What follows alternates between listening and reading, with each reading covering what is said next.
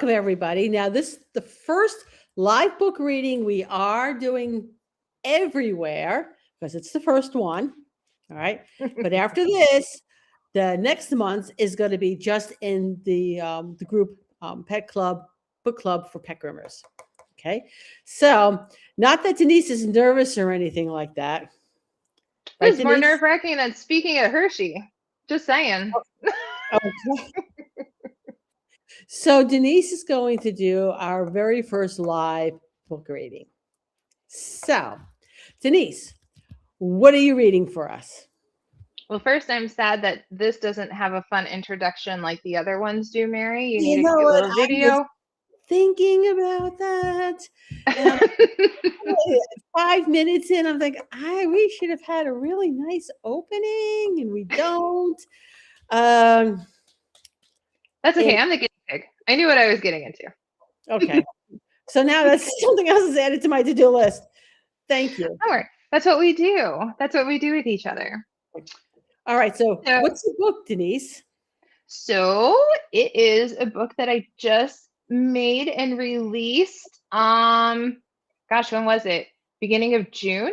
It was supposed to be earlier than that, but it released right before Pet Quest. So it is called Build It Right, the Professional Pet Grooming Business Blueprint. Build the business you are meant to own.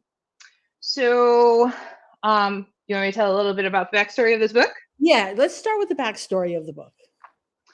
So, if you've never met me before, or you don't know who I am, I have been speaking in the industry, thanks to Mary, by the way, for 5 years.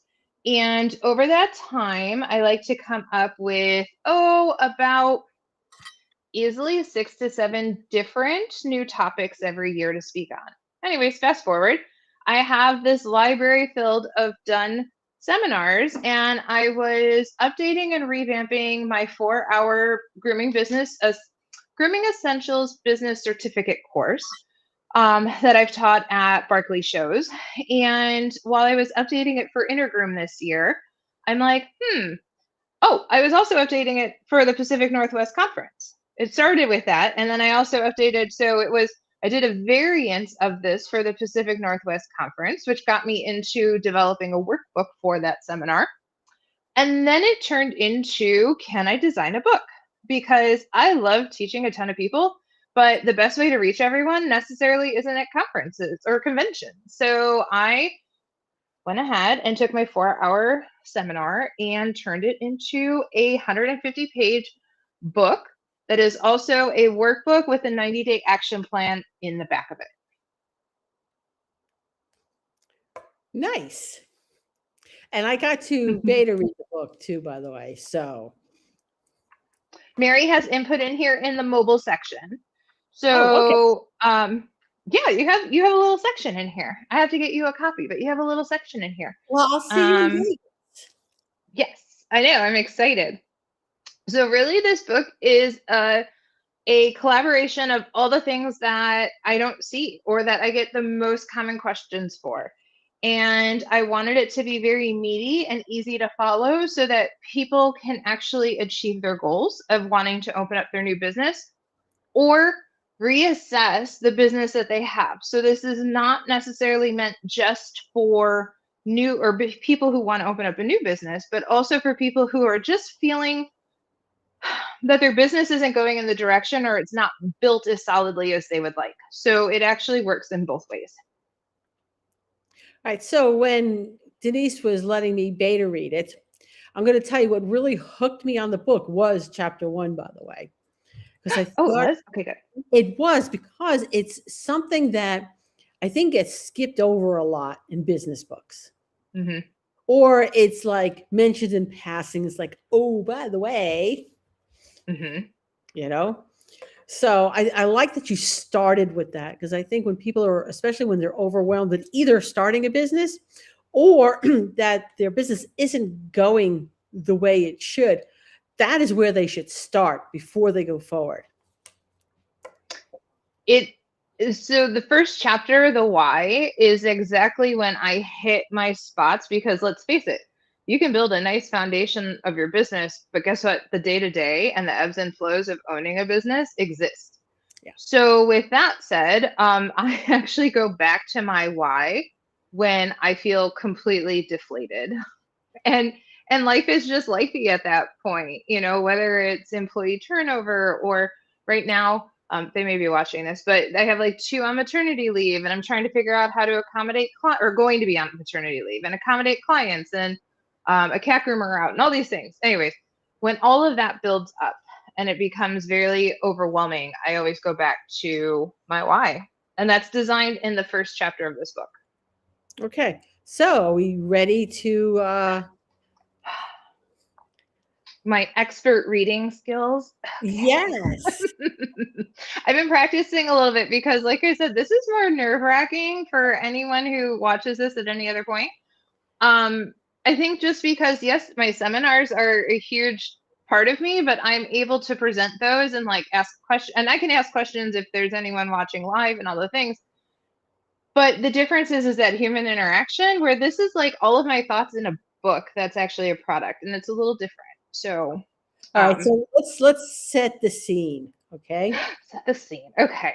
Imagine you're in a bookstore. Okay. And you're sitting behind a card table. All right.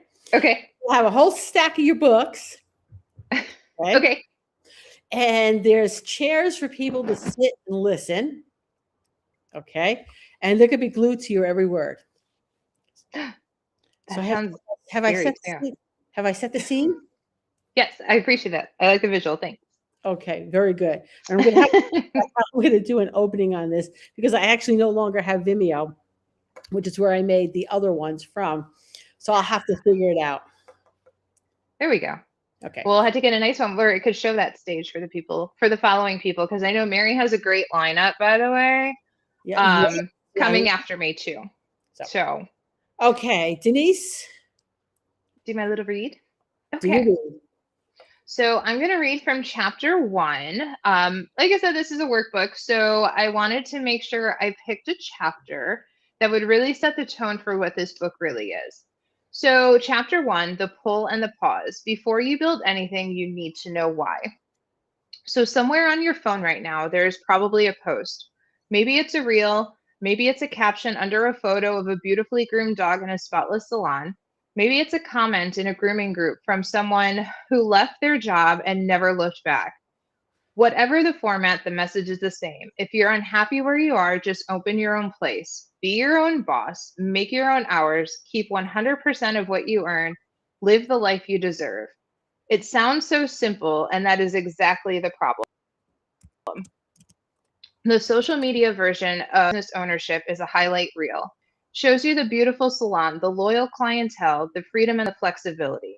But what it does not show you is the 5 a.m. alarm when the booking system crashes, the employee who calls out your busiest Saturday, the tax bill that arrives when you're counting on that money for something else, the month where revenue was fine, but somehow your bank account still looks wrong. Industry educators, some well-meaning, some not, have contributed to this narrative. The message that ownership is the natural next step for any groomer who is good at their craft, that it is more accessible than it looks. That's the hardest part, is just deciding to do it. Some of these people have good intentions. Some are selling a course, but the effect is the same, a steady stream of talented groomers stepping into ownership without a real understanding of what they are stepping into. This is not an anti-ownership chapter. I'm a business owner. I built a 3-location operation from a single salon I opened out of necessity, and I would do it again. But I would do it with the information in this book in my hand, not without it. What this chapter is an honest one, and honesty is what this decision deserves. The narrative versus the reality. Let's look at the most common things people say about ownership and what those things actually mean once you're inside the business. Just open your own place. Opening a business is not a casual decision. It involves legal structure, financial planning, market research, licensing, insurance, equipment, build out costs, software systems, and a client base that does not yet exist. Just is doing a lot of heavy lifting in that sentence. Be your own boss.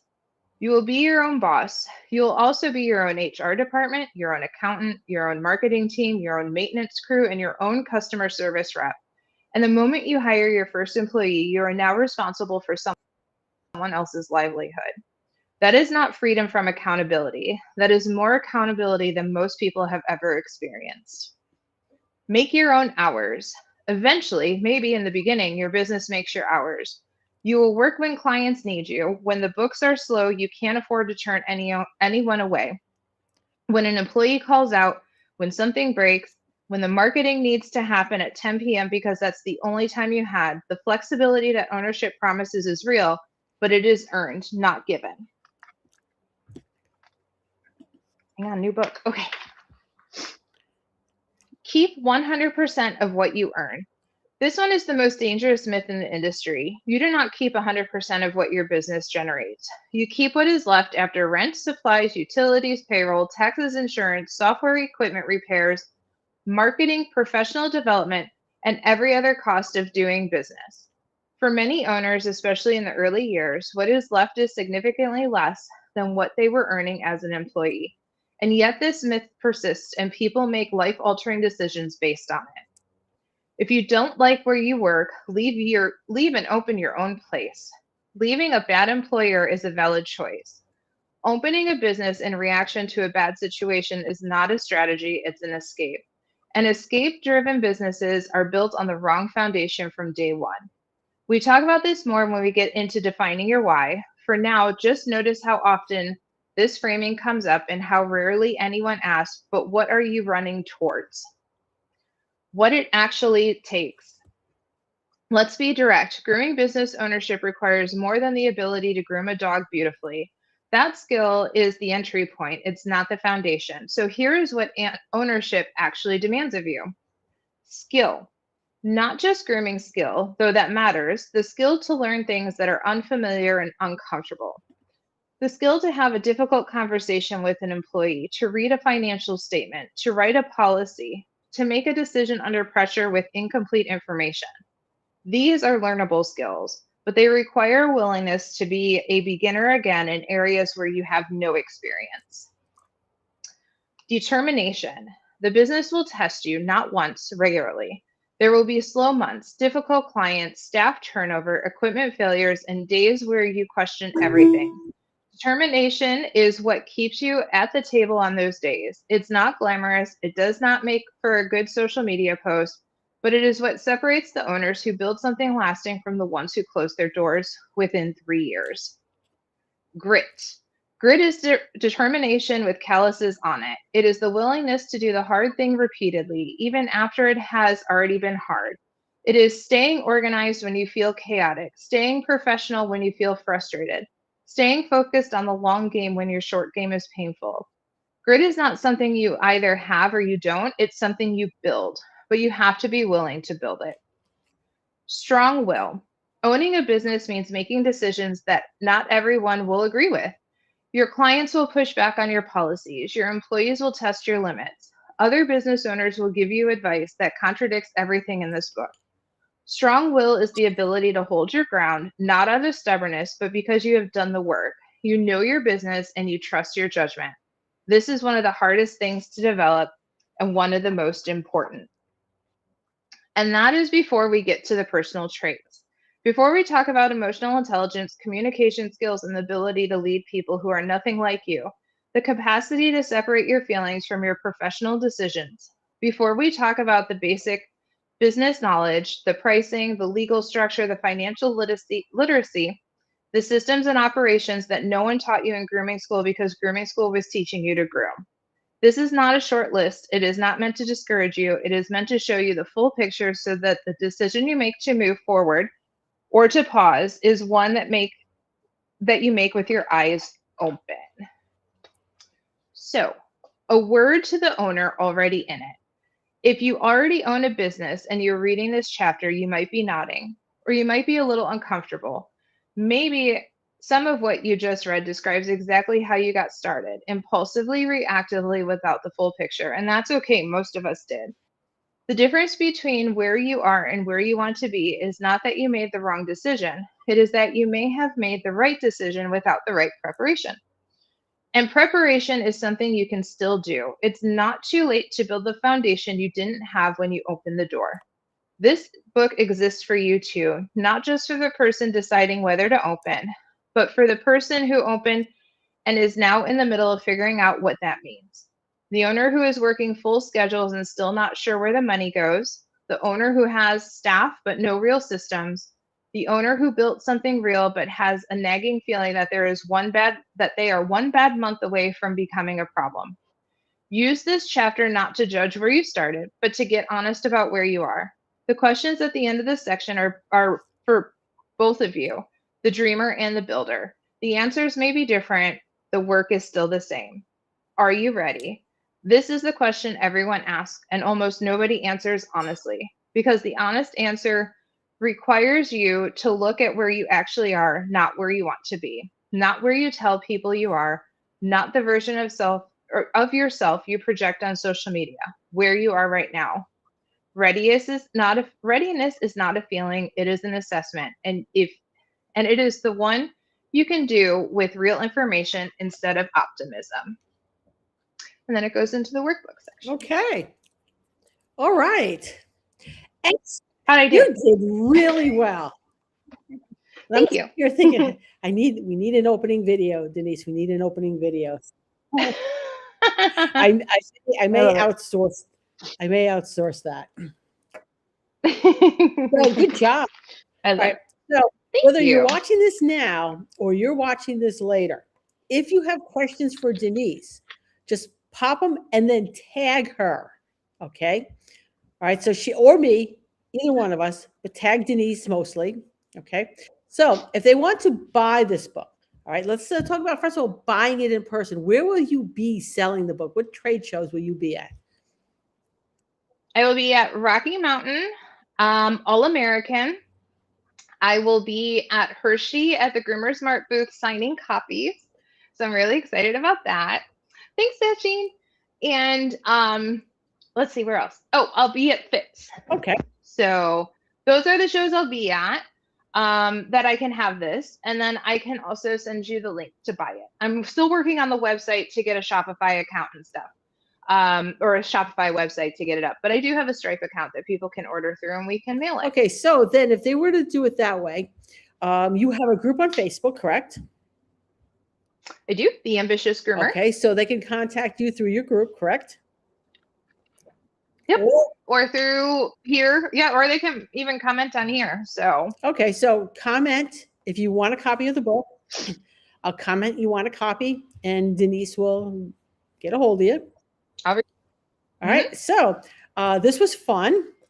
Next month in August, hold on. Let me get the correct date, because it's not going to be a consistent time and date.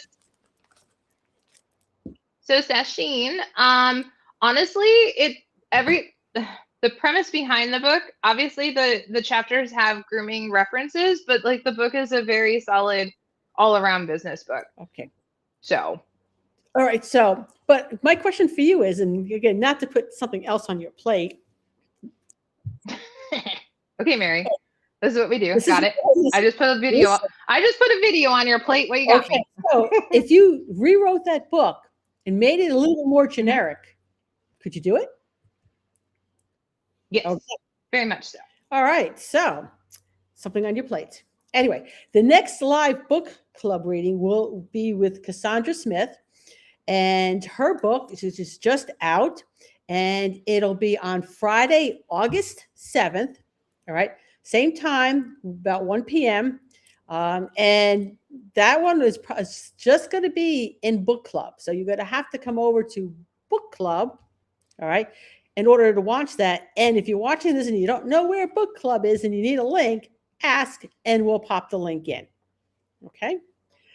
Sure will. And Cassandra's book, I have it and it's amazing. So I can't wait to watch her book reading, and I have it. So. Okay. And Sacheen, who's on here, is also on the schedule. Amanda McGrath is on the schedule, and I don't have my schedule in front of me, so I don't know how far it is. But anyway, see everybody next month.